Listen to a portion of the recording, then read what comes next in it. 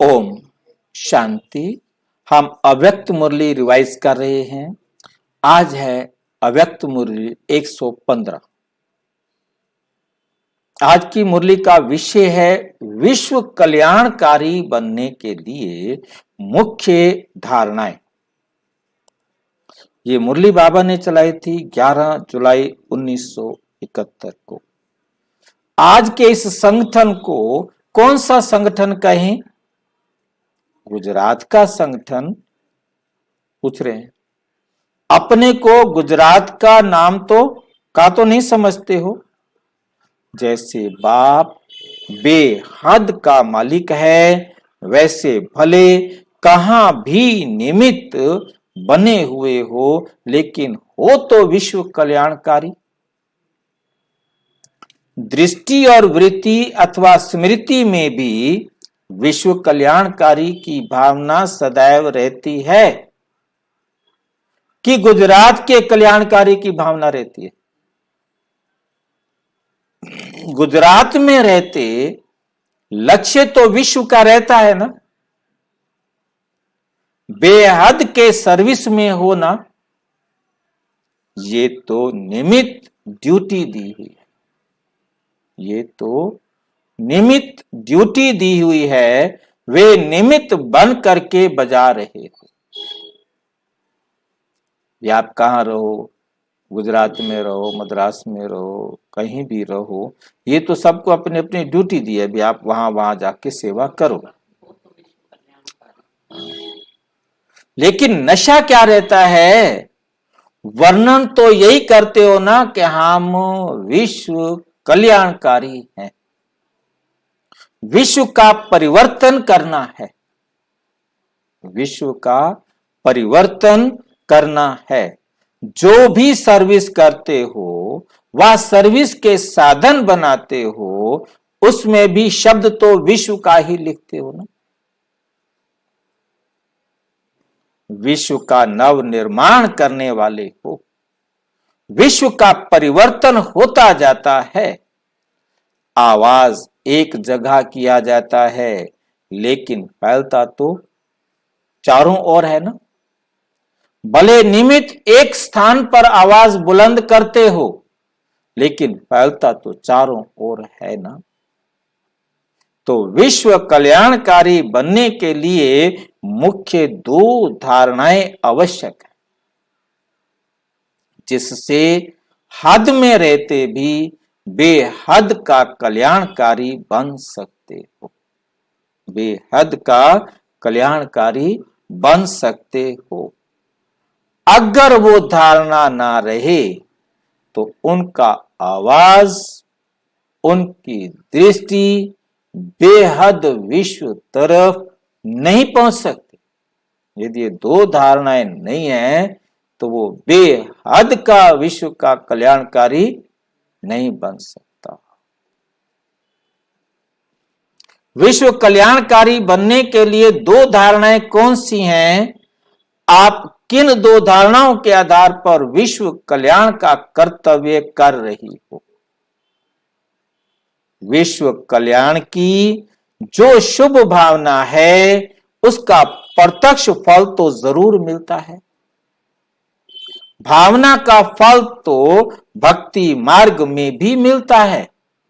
जो भावना रखी है उसका फल भक्ति मार्ग में भी मिलता है, लेकिन वे अल्पकाल यहां है और सदा काल उस प्रत्यक्ष का फल की प्राप्ति के लिए मुख्य दो धारणाएं कौन सी हैं?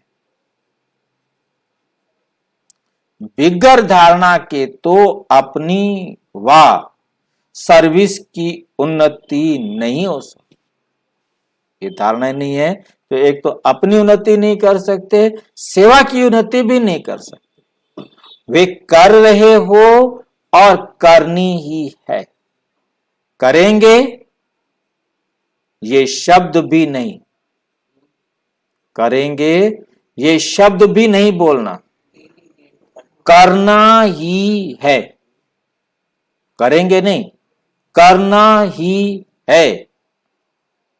मुख्य दो धारणाएं हैं। वो कौन सी हैं?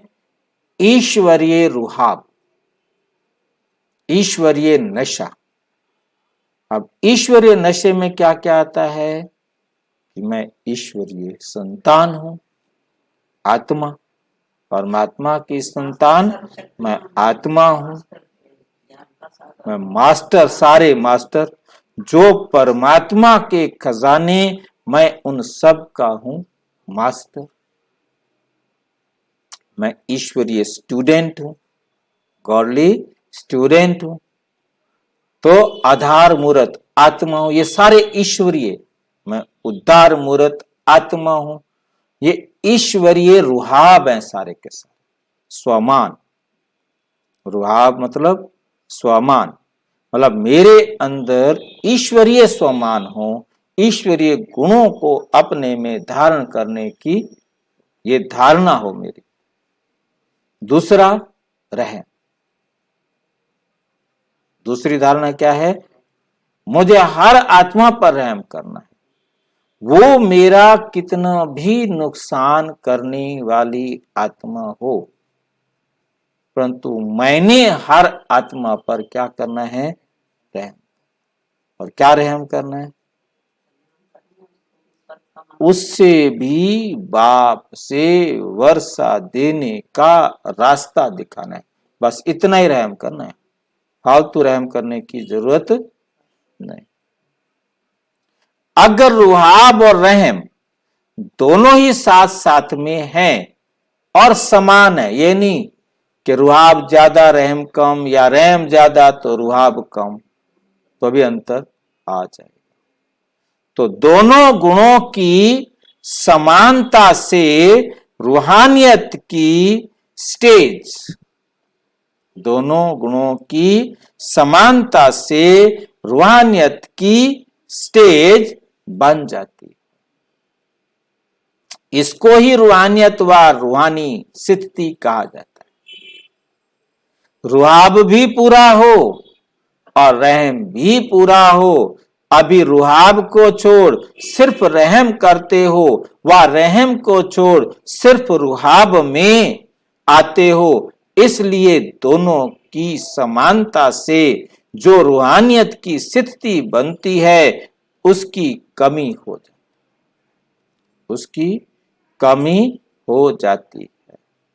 इसलिए सदैव जो कोई भी कर्तव्य करते हो व मुख से शब्द वर्णन करते हो तो पहले चेक करो कि रहम और रुहाब दोनों समान रूप में है। दोनों को समान रूप से एक तो अपना स्वमान स्वयं रख सकेंगे, क्योंकि स्वमान में रहेंगे ना, मैं ईश्वरीय विद्यार्थी हूं, ईश्वरीय संतान हूं, ठीक है ना, करण करावन हाथ हार का एक निमित्त आत्मा हूं, क्योंकि ये समान है। करण करावनहार वो है, वो करावनहार और मैं निमित्त करणहार हूं। ये सारे स्वमान केवल रटना नहीं है, ये बुद्धि में रहे और उसी अनुसार चल भी रहे, खाली रटना नहीं है, ये धारणा है, मतलब हमारे जीवन में हो कि हमने ये ऐसे करना है। दूसरा, सर्व आत्माओं से भी स्वमान की प्राप्ति होगी, जो भी आत्माएं मिलेंगी वो भी स्वमान को क्या करेंगी? अनुभव करेंगी। स्वमान को छोड़ मान की इच्छा रखने से सफलता नहीं हो पाती। यदि आपके अंदर जरा भी आया कि मुझे नमस्ते करें, वेलकम करें, मान दे, मेरे नाम को पहले बोले, हाँ, इतनी बड़ी शक्ति के सागर की बच्चा होते हुए मांग रहे हैं, वो कह रहे हैं राजयोगी है, राजयोगिनी है, ये क्या बोलते हैं, ऊंचे ऊंचे टाइटल, फरिश्ता है, मांग रहे हैं नहीं, वो करें भी तो भी एक्सेप्ट नहीं कर, वो तो बोलेंगे जो भी बोले, ठीक है नहीं, परंतु बुद्धि में रहे मैं तो निमित्त हूं, इच्छा रखी तब तो गए गए, और उन्होंने कह दिया तो देखना है कि यदि वो नहीं है तो उसको धारण करें, है तो उसका कोई भी मेरा क्रेडिट नहीं है, वो करावनहार है, मैं निमित्त हूं। स्वमान को छोड़ मान की इच्छा रखने से, और यदि इच्छा रखी तो सफलता नहीं हो पाती। मान की इच्छा को छोड़ स्वमान में टिक जाओ तो मान परछाई के समान आपकी पिछाड़ी में आता जाएगा। जैसे भगत अपने देवी देवताओं के पीछे अंधश्रद्धा वश भी कितना भाग दौड़ करते हैं, वैसे चैतन्य रूप में स्वमान में स्थित हुई आत्माओं के पीछे सर्व आत्माएं मान देने के लिए आएंगी, दौड़ेंगी। भक्तों की भाग दौड़ देखी है, कितना भागते हैं, मूर्तियों के पीछे कितना भागते हैं।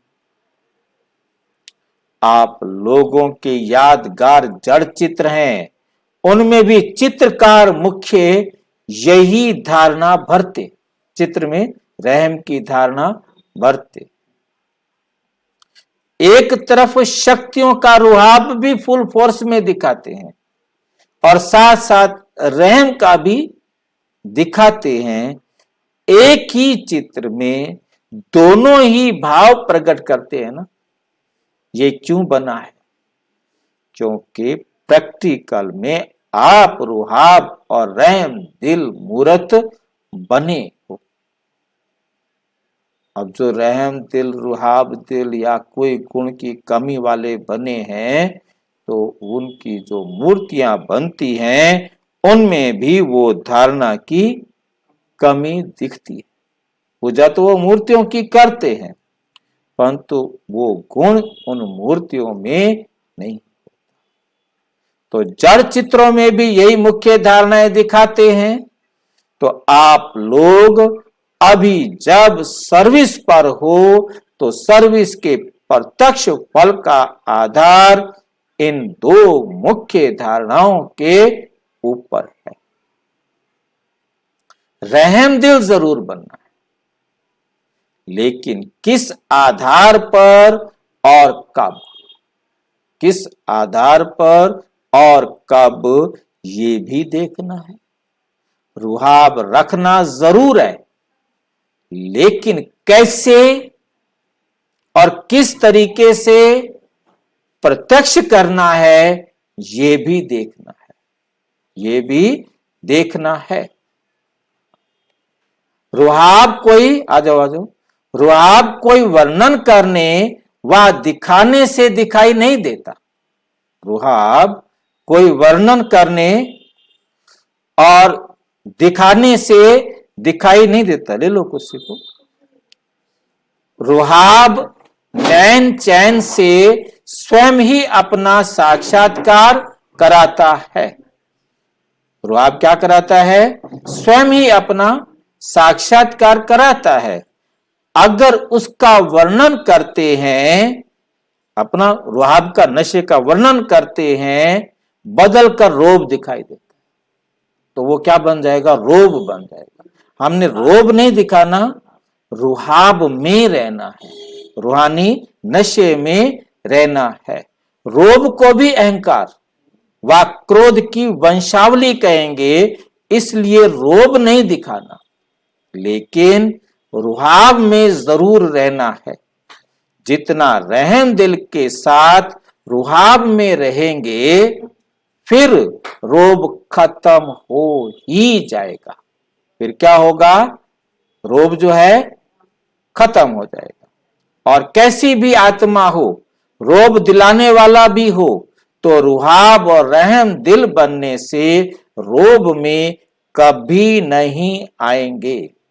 ऐसे नहीं कि सर्कमस्टांसेस ऐसे थे, ऐसे नहीं, वह ऐसे शब्द बोले तो ये करना पड़ा, करना ही पड़ेगा, ये तो होगा ही।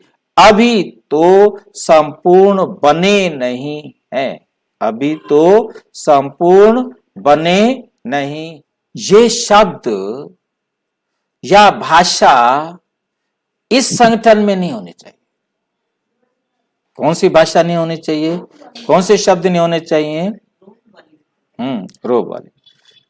ये तो करना ही पड़ेगा, ये तो होगा ही, अभी तो संपूर्ण बने ही नहीं है। मतलब ये भाषा, ये शब्द इस संगठन में नहीं होने, क्योंकि आप निमित्त सर्विस के हो, इसलिए इस संगठन को मास्टर नॉलेजफुल और सर्विसेबल सक्सेसफुल संगठन कहेंगे। सर्विस सक्सेसफुल संगठन कहेंगे। जो सक्सेसफुल हैं वे कोई कारण नहीं बनाते, उनका कोई कारण नहीं बनता। वे कारण को निवारण में परिवर्तन कर देते हैं। कारण को क्या करते हैं? निवारण में परिवर्तन कर देते हैं। कारण को आगे नहीं रखेंगे, कोई कारण नहीं। मास्टर नॉलेजफुल सक्सेसफुल आत्माएं कोई कारण के ऊपर सक्सेसफुल नहीं बन सकती। जो मास्टर नॉलेजफुल सक्सेसफुल होते हैं वे अपनी नॉलेज की शक्ति के से कारण को निवारण में बदली कर देंगे। कारण को निवारण में बदली कर देंगे, फिर कारण खत्म हो जाएंगे, फिर कारण खत्म हो जाएंगे। निमित्त बनने वालों को विशेष अपने हर संकल्प के ऊपर भी अटेंशन रखना पड़े, क्योंकि निमित्त बनी हुई आत्माओं के ऊपर ही सबकी नजर होती है, सबकी नजर होती है। अगर निमित्त बने हुए हो ही ऐसे ऐसे कारण कहते चलते तो दूसरे जो आपको देख आगे बढ़ते हैं वे आपको क्या उत्तर देंगे? इस कारण से हम आ नहीं सकते, इस कारण से हम चल नहीं सकते। सारे कारण खत्म कर रहे हैं।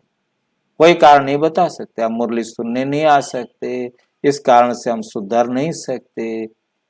जब स्वयं ही कारण बताने वाले हैं तो दूसरों के कारण को निवारण कैसे कर सकेंगे? क्योंकि लोग सभी जानने वाले हो गए हैं। जैसे यहां दिन प्रतिदिन नॉलेजफुल बनते जाते हो, वैसे ही दुनिया के लोग भी विज्ञान की शक्ति से, विज्ञान की रीति से नॉलेजफुल होते जाते हैं। वे आप लोगों के संकल्पों को भी मस्तक से, नयनों से, चेहरे से चेक कर लेते हैं। जैसे यहां ज्ञान की शक्ति भरती जाती है, वहां भी विज्ञान की शक्ति काम नहीं। दोनों का फोर्स है। अगर निमित्त बनने वालों में कोई कमी है तो वे छिप नहीं सकते। कोई सोचे कि मैं अपनी कमी को छुपा लूंगा, कोई भी कमी है तो वो छिप नहीं सकती। इसलिए तुम निमित्त बनी हुई आत्माओं को इतना ही विशेष अपने संकल्प, वाणी और कर्म के ऊपर अटेंशन रखना पड़े।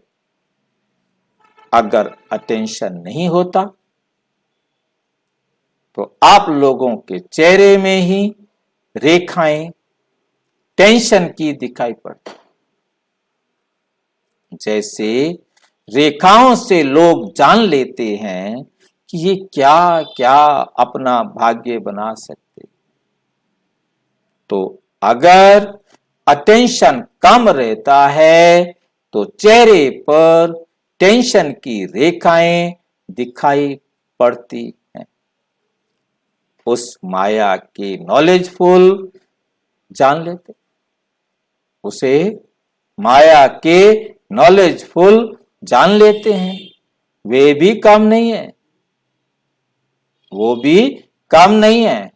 आप लोग अपने आप में भी कभी अलबेले होने कारण परख ना सको, लेकिन वे लोग बात में आप लोगों से तेज हैं, तेज हैं, क्योंकि उन्हों का कर्तव्य ही यही है, उनकी ड्यूटी यही है। इसलिए निमित्त बने हुए को इतनी जिम्मेदारी लेनी पड़े। कोई भी बात मुश्किल लगती है तो कोई कमी है जरूर। आपको मुश्किल लगती है तो इसका मतलब आप में कोई कमी है जरूर। अपने आप में निश्चय बुद्धि बनने में कब कुछ कमी कर लेते। जैसे बाप में 100% है, चाहे एक तरफ आप निश्चय बुद्धि हो, दूसरी तरफ सारे विश्व की आत्माएं क्यों ना हो, लेकिन इसमें डगमग नहीं हो सकती। मेरा तो एक शिव बाबा, दूसरा ना कोई। वो दूसरा कितना बताएं ये भगवान है, ये भगवान है, ये भगवान है, आप नहीं मानेंगे। अरे नहीं, भगवान है तो यही है, बाकी कोई भगवान नहीं है। ये तो आपका 100% निश्चय है। ऐसे ही चाहे देवी व ईश्वरीय आत्माओं द्वारा व संसारी आत्माओं द्वारा भले कोई भी डगमग कराने के कारण बने, लेकिन अपने आप में भी निश्चय बुद्धि की कमी नहीं होनी चाहिए। इसलिए रुहाब के साथ रहम भी रखना है। अकेला रुहाब नहीं, रहम भी हो, निश्चय बुद्धि हो। कल्याण की भावना रखने से दृष्टि और वृत्ति दोनों ही बदल जाते हैं। कैसा भी कोई क्रोधी आदमी सामना करने वाला व कोई इंसल्ट करने वाला, गाली देने वाला हो, लेकिन जब कल्याण की भावना हर आत्मा प्रति रहती है तो रोब बदलकर रहम हो जाएगा। रोब बदलकर रहम हो जाएगा। फिर रिजल्ट क्या होगी? उसको हिला सकेंगे, उसको हिला सकेंगे। वे शुभ कल्याण की भावना उसके संस्कारों को परिवर्तन करने का फल दिखाएगी। ये जरूर होता है। कोई बीज से प्रत्यक्ष फल निकलता है, कोई फौरन प्रत्यक्ष फल नहीं देते। कोई तो तुरंत, कोई नहीं देते, कुछ समय लगता है। इसमें अधीर नहीं होना कि फल तो निकलता ही नहीं, फल तो निकलता ही नहीं है। सभी फल फौरन नहीं मिलते। कोई कोई बीज फल तब देता है जब नेचुरल वर्षा होती है, पानी देने से नहीं निकलता। ये भी ड्रामा की नूंद है। अब कई ठंड पड़े तो आएगी, मौसम का समय आने पर फल होगा। फल भी होगा। अब गोभी कोई गर्मी में बो दे तो नहीं निकलेगी, उसके लिए वो टेम्परेचर चाहिए, तब वो गोभी बनेगी। अब अविनाशी बीज जो डाल रहे हो, कोई तो प्रत्यक्ष फल दिखाई देंगे, कोई फिर नेचुरल कैलेमिटीज होंगी। जब ड्रामा की सीन बदलने वाली होगी तो वो नेचुरल वायुमंडल, वातावरण उस बीज का फल निकालेगा। विनाश तो होगा। कैलेमिटीज अभी चल रही है ना। सबको होगा कि अब देखो कितनी बाढ़ आई है, कहीं भूकंप आ रहा है, कहीं आग लग रही है, कहीं सर्दी पड़ रही है तो कहीं गर्मी पड़ रही है। तो उनको कहीं पहले तो ना क्या होता था कि बारिश होती थी, कभी कभी बादल फटते थे, अब तो पूरा बादल नीचे आ जाता है। कितनी जगहों पर ये बुरा हाल हो रहा है। पॉल्यूशन, हाँ। जब बीज ही अविनाशी है तो फल ना निकले, ये तो हो नहीं सकता। लेकिन कोई नजदीक आते हैं, कोई पीछे आने वाले हैं, तो अभी आएंगे कैसे? वो पहले कैसे आ जाएंगे? वे फल भी पीछे देंगे। इसलिए कभी भी सर्विस करते यही नहीं देखना कि ये नहीं सोचना कि जो किया वे कोई व्यर्थ गया। ये कभी नहीं सोचना कि वो व्यर्थ गया। नंबरवार समय प्रमाण फल दिखाई देते जाएंगे। तो ये सक्सेसफुल ग्रुप है, नॉलेजफुल है, सर्विसेबल है, ये छाप है। अपने इस ट्रेडमार्क को सदैव देखते रहना। त्रिमूर्ति छाप लगी ना, और यही स्मृति में रख कर हर सर्विस के कदम को पद्मों की कमाई में परिवर्तन कर चलना है। ये चेक करो कि हर संकल्प से पद्मों की कमाई जमा की, हर वचन से, हर कर्म से, हर कदम से पद्मों की कमाई जमा की। नहीं तो ये कहावत किस लिए है? हर कदम में पद्म।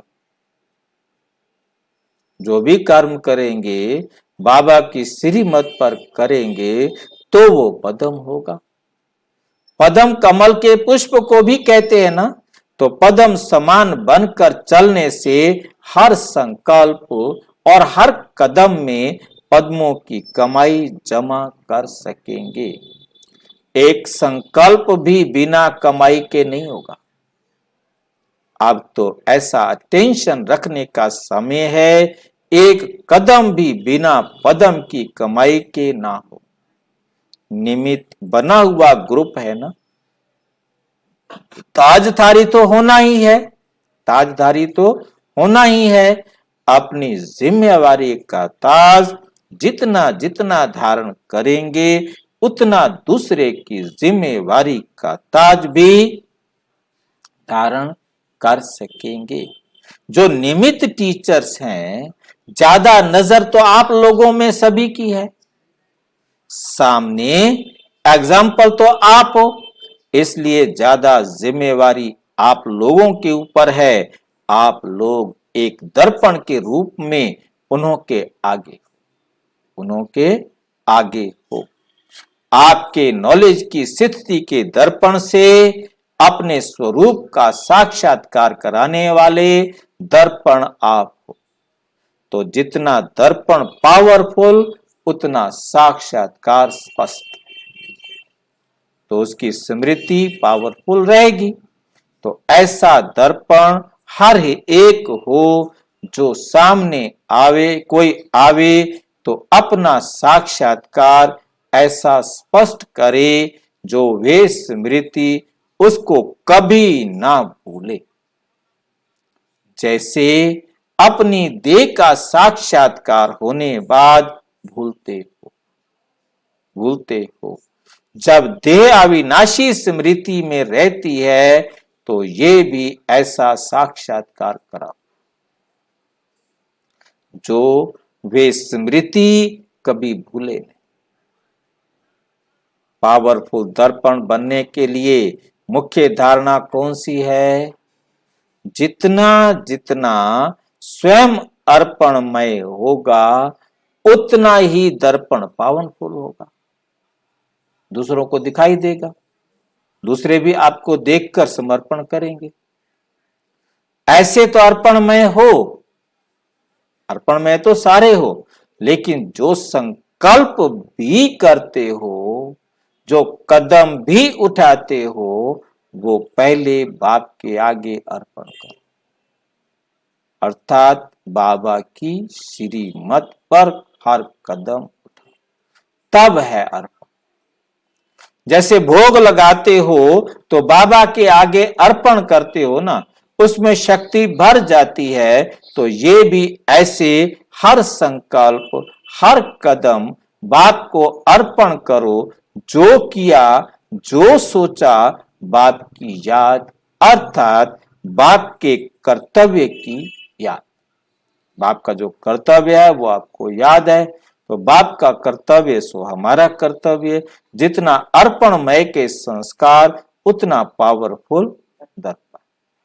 हर संकल्प निमित्त बनकर करेंगे तो निमित्त बनना अर्थात अर्पण नम्र चित्त जो होते हैं वो झुकते हैं। जितना संस्कारों में संकल्पों में झुकेंगे उतना विश्व आपके आगे झुकेगी। झुकना अर्थात झुकाना, झुकना अर्थात झुकाना, संस्कारों में भी झुकना। ये संकल्प भी ना हो कि दूसरे हमारे आगे भी तो कुछ झुकें। हम झुकेंगे तो सभी झुकेंगे। सच्चे सेवाधारी होते हैं वे जब सभी के आगे झुकेंगे तब तो सेवा करेंगे। छोटे भी और प्यारे, इसलिए अपने को सिक्की लद्दे समझो, सर्व के स्नेही हो। बड़ों को तो फिर भी कहेंगे, छोटे तो छूट जाते। टीचर बैठे ना सामने, बड़ों को तो फिर भी कहेंगे, छोटे तो छूट जाते हैं। लेकिन अपने में कोई कमी नहीं रखना, सभी के आगे जाने का लक्ष्य जरूर रखना है। आगे बढ़ते हुए भी आगे बढ़ाने वालों का रिगार्ड नहीं छोड़ना। जिन्होंने आगे बढ़ाया, बढ़ाने वालों का रिगार्ड रखेंगे तब वो अपना रिगार्ड रखेंगे। आपको देख अन्य करेंगे। हैंड्स अर्थात विशाल बुद्धि। हैंड्स क्या होते हैं? अर्थात विशाल बुद्धि। आप मेरे हैंड्स हो बाबा कहता तो आप विशाल बुद्धि हो। वे सभी तरफ देखते हैं कि नुकसान किस में है, लाभ किस में है। सभी विशाल बुद्धि, त्रिनेत्री, त्रिकालदर्शी हो। कोई भी कर्म देख करके पीछे करो, फिर ये कभी नहीं कहेंगे कि ना मालूम कैसे ये हो।